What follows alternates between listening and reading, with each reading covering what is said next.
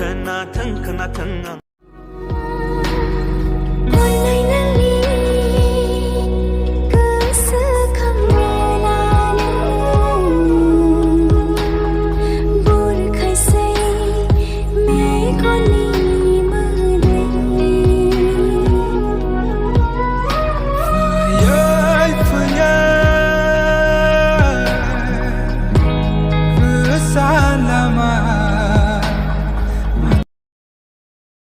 बहा थांनो नागिरदों नोंलाय दाबसे जायगायाव थुलुंगा दाखौ लोगो हमहैनो आं ओमफ्राय दा हरावल' थाब दाफैसै हर सानैखेसो न'आव फैयाबा अबावथ' थांनांगौ जाखो आंलाय थादो